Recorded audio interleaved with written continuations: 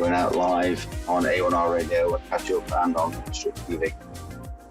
So tonight I want to talk or perform, if you like, or teach a little bit of mindfulness. As the urban monk, I'm a public speaker, life coach, and a mindfulness coach. The mindfulness bit comes last, but it's really one of the most important. The reason it comes last is because if we're living in the present, which is predominantly what I teach and talk about and counsel, if we're living in the moment or in the present, we're being mindful anyway. So mindfulness is really just about being still. Eckhart Tolle, we all know of the world famous Eckhart.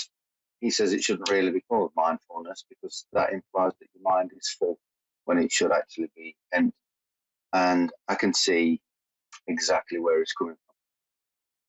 Many classes and many people now advertise, and I'm not here to belittle anybody or advertise for anybody, but a lot of people insist you have to pay and go to a class, sit and learn techniques. In fact, a few weeks ago, I was at a Buddhist retreat, and I was quite surprised that part of Buddhist training was to walk around slowly and count the breath. So by the time I'm counting breath number 9, I'm not really being mindful because I'm conscious that I've got to breathe 9 times. I've got to count from 8 till 9. So it took away from the actual essence of what mindfulness really is or really should be about. So from my point of view, or my perspective, mindfulness is anything that will take your mind away from the issue that you are concerned about or worried about or anxious about. For example, something as simple, and I think I've mentioned it on the show before, just washing your hands. How does the water feel on your hand? How does the soap smell on your hands? While ever you're focusing on that element or that feeling or that experience or that emotion, you're not concerning yourself about what it was that you were anxious or afraid of or stressed about. That anger, that fear, that stress, that's existing in a different time. You're thinking about something that's yet to come and you're worried about what's happening. You're fretting or anxious about something that happened maybe on your way work or from college or from wherever. So that's a time that's gone by. But washing the hands, you're actually doing it there and then. And so it's just something as simple in my public speaking persona, if you like. I get people that are in my talks to sit, place their hands on the thighs, close their eyes, and feel the connection between the skin, the hands on the thighs, on the clothing. How does that feel? And whilever you're taking yourself into that feeling, if you like, you're not focusing or stressing about what it was that you were concerned about. So it doesn't have to be cross-legged, meditating, sitting there, concentrating on absolutely nothing, because if that's the case, the mind tends to wander, thoughts come in. And I've said before, if those thoughts come in, that's fine, as long as we acknowledge them and don't identify, or we learn from them and let them go. And part of my talking, while we're in that moment, you're thinking about breathing, where the breath is, how the hands feel, how your feet feel firmly on the floor. I then get the audience to try and imagine the Eiffel Tower. And when we finish that small exercise, I ask if anybody was able to focus on the sensation of the skin and the hands and the Eiffel Tower at the same time. And some people say they can, but they can't. And because it's impossible for the brain to process 2 things at the same time. So whatever you're focusing on one thing, your brain, your imagination, your fear, your anxiety can't come in and hijack that.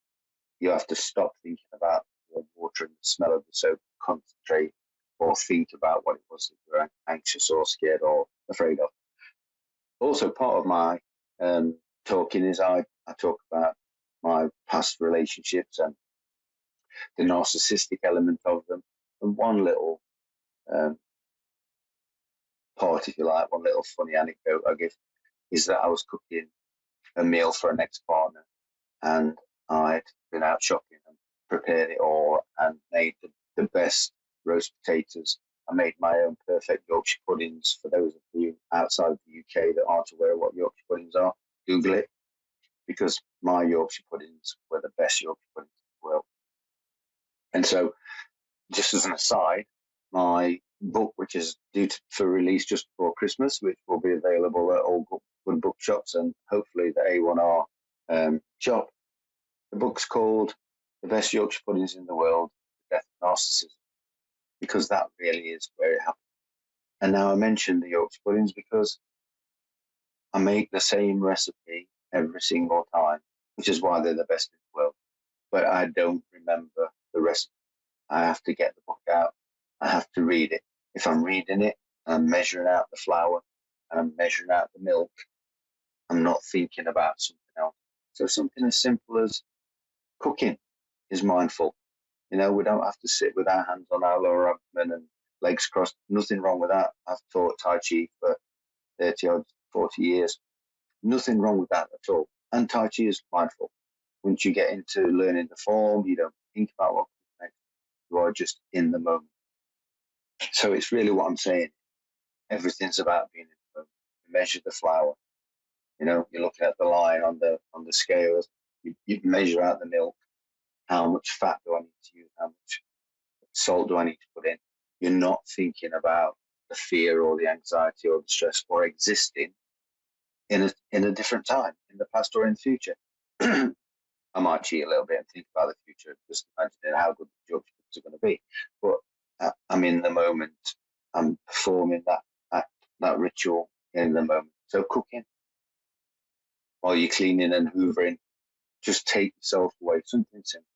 If you drive, when you get in the car, just feel the steering wheel.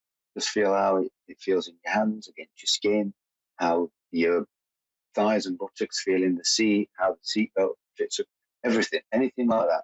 You're just absorbing the present, absorbing the moment. And we are clearing the mind. We're not emptying it, so it's just an empty vessel. We're clearing it of the past and the future, the fear, the anxiety, the stress. So it's about taking time for yourself, being silent, just thinking of nothing, but experiencing where you are at that moment in time. During lockdown, we all had issues over COVID and lockdown. Well, I spent time and taught myself to oil paint. Again, we have to mix the colour. We have to get the board set up. We have to draw out what it is we're going to paint. We have to mix the colours, what's going to work right, what's going to not work right. And we're in the middle of a pandemic. People are dying right, left and centre. I was working from home at the time. So I just got a whole load of paint, got an easel, got myself a canvas, and I painted the portrait of Sir Winston Churchill. I think it was the 40th anniversary of the Battle of Britain. So I taught myself to paint, painted a portrait of Sir Winston Churchill, and managed to auction it off for a charity called Help for Heroes. So in that brushstroke, in that perception, if you like, or perspective of the painting, again, what I was thinking, the perception of the world at that time, it was a horror. What people were dying. It was unfounded, whether it was the government's fault or whoever. Nobody's to blame for. Nobody's to blame for COVID. It's one of those things that we had to deal with. But in the mindfulness, I was able to create. So again, by not focusing on the past, not worrying about what's happening. Am I going to catch it? Am I not going to catch it? I was due to fly to America. Did I worry about that? And I've mentioned that I'm going to go to California soon, in fact, Friday morning. So the next show, with any luck, will be from a mountaintop in Death Valley or some other just as picturesque scene in California, if you like. I'm there for 4 weeks, so there will be a couple of shows from over there. If I'm sort of out of range, we may have to do a replay, but I'm looking forward to traveling, getting back out, teaching people, helping people, but going back to the painting, going back to the Yorkshire pudding, going back to the washing of the hands. We don't need to go to a class on a Wednesday night. It's what we can do now. Just sitting and feeling how I'm sitting in this chair, and feeling how my feet are against the carpet. And if you're listening, then you're being mindful, and your mind will wander. You might say, this is rubbish. You might say, this is really interesting. So those thoughts come in, but we let them go. They're just momentary thoughts in the moment, in the present, and they're perfectly acceptable. So mindfulness is really all about just being still, just being quiet, and not worrying about the past story. So time's up. That's really flown by, and I really appreciate you tuning in and listening. And as I say, I'll check in with you guys from somewhere in California next Tuesday. Until then, have a great week.